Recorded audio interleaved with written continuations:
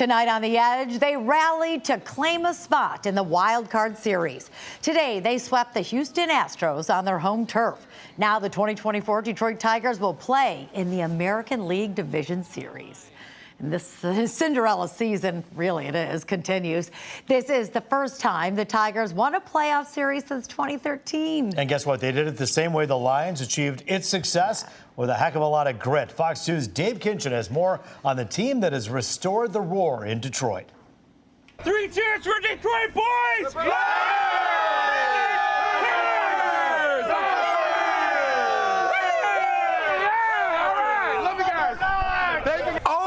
Yeah, you know the party is still going on in Tiger Town hours after the boys blew out Houston in the sweetest of sweeps, moving on to the ALDS. Awesome game. They're the best. These fans from Canada are loving every minute of it, as the song goes. They had good defense. They played well. We love them. They're great guys. Even from Canada, we love them. They pulled them out of the hole. They pulled them out of the hole, exactly. We stopped by the Tin Roof Bar downtown to find fans of the Tigers lifting a celebratory adult beverage or two, with the sizzle of victory still sizzling, even though it got a little tense for a while. We were behind at one point, but we came through with that 3 runs, and I thought it was a great thing for Detroit to advance in the series, and it's awesome. I'm pretty happy that Detroit came on top. It's about time. I'm so happy that we came out on top. Over at the Comerica Park watch party,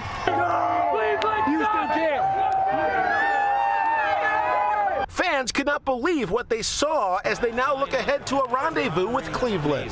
I got goosebumps right now. That was it. I knew. Then it was like, we're coming here on Wednesday. And it seems this magical run came out of nowhere. Many fans were frustrated mid-season, but now... Let's go, baby, Detroit! Woo! We're going to World Series, without a doubt. It's all about sustainability from this point on. What do we have to do to keep this going? We got to keep playing hard. You can't be so like, oh, I don't want it. No, you got to go all in. It's all or nothing here. In the meantime, let's hear it one more time for those Detroit Roots. Keep those cheers going. It's been 10 years in the making since we've seen a Tigers postseason really feel like this. And of course, as we know, they're going to start 2 in Cleveland starting this Saturday. Then they'll bring it back to Detroit on Wednesday. And listen, when you're hot, ooh, you are hot, no doubt. We're downtown. Dave Kinchin on The Edge. It's hot. That was pretty Everyone's fancy. feeling hot. Hey, listen, I got to show you something. I'm going to walk out of the light to show you the lights. Look at that. Comerica Park, all lit up. I can't do the weather like, If you're close by, you'll see it very well. There it is.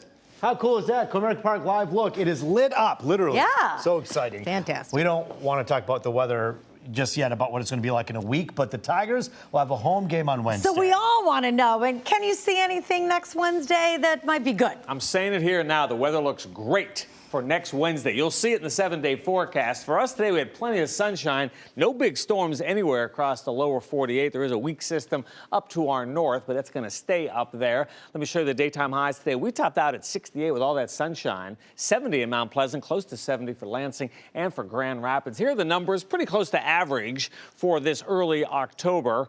Record high 86, record low 29. Right now, some of us are dipping into the 40s, and it'll be a cool night ahead like it was last night. 61 Chicago, 49 in Fort Wayne, 53 in Buffalo.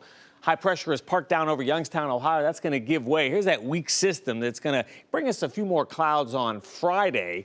But we have a nice dry stretch here right into Saturday. So for the rest of tonight, cool and dry, mostly clear skies. Tomorrow, plenty of sun, an even warmer afternoon, up to 75.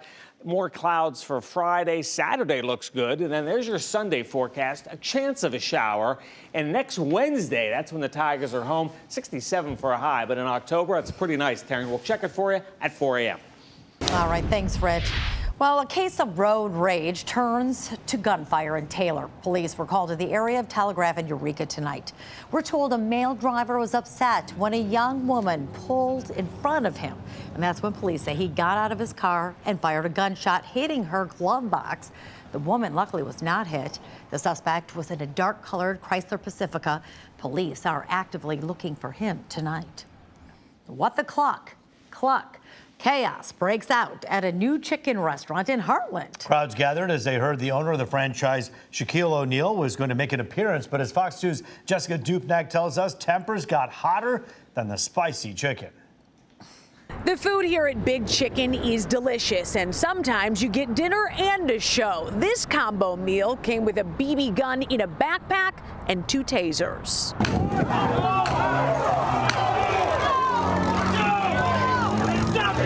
I mean, what are we supposed to do? We're supposed to let this, 250-pound guy, beat on my deputy for whatever reason? That's not the way it works. A cell phone snapshot, only part of this story. Folks in a frenzy over chicken and to get a glimpse of NBA legend Shaquille O'Neal. People started to get a little testy because they couldn't get in, and et cetera. And then Shaq showed up, so that added a little bit to it. Shaq is affiliated with Big Chicken restaurants. Inside eating last Friday, while feathers ruffled outside, particularly for 21-year-old William Prieto, seen here on security cameras. The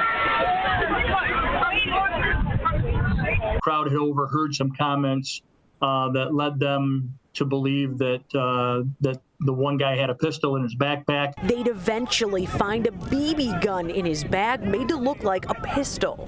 A Livingston County Sheriff's deputy calls for backup, and they ask Prieto and his 2 female companions to leave. He doesn't and squares up, charging deputies. Unfortunately, none of this had to happen if they would have just left. With a mass crowd and mass shootings on their minds, deputies want to move the trio away, but it escalates. The guy saw what was going on. I assume he thought that we pushed her down or whatever, and went and clotheslined the deputy, and the rest is history. No one was seriously hurt in the encounter, but it did end with some serious charges against Prieto for carrying a concealed weapon, resisting, and for being a habitual offender. 21-year-old Abigail Strong and her mom, 48-year-old Holly Strong, charged with a 3-piece of resisting officers. They got their 5 minutes of YouTube fame. I'm just not sure that's how they wanted it, especially with the criminal charges. So there you have it.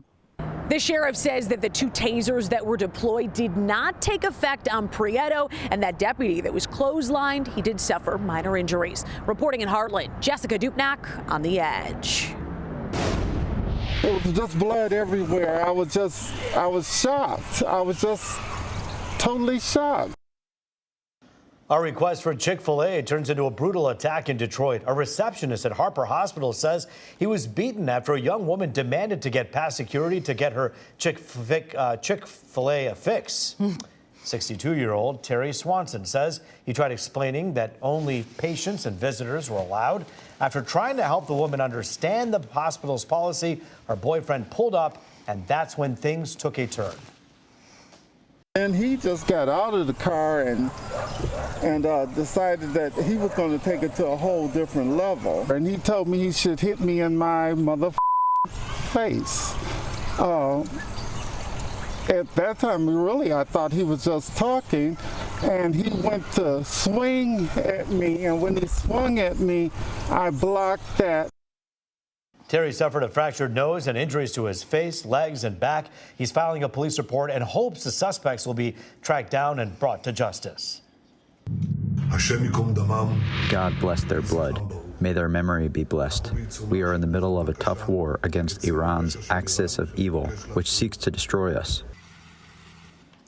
8 Israeli soldiers killed today during an ambush by Hezbollah fighters. According to Israeli Defense Forces, the soldiers were conducting missions to discover and dismantle weapons that were used by the Iran-backed terrorist group when they were shot. Their deaths are expected to put more pressure on Israel's prime minister to retaliate against Iran. The U.S. and allies are urging caution as Israel prepares its response. President Biden does not want Israel to strike Iran's nuclear facilities, which could throw the Middle East into a full-scale war. With Israel continuing its airstrikes into Lebanon, the State Department is now coordinating flights for Americans to leave the country.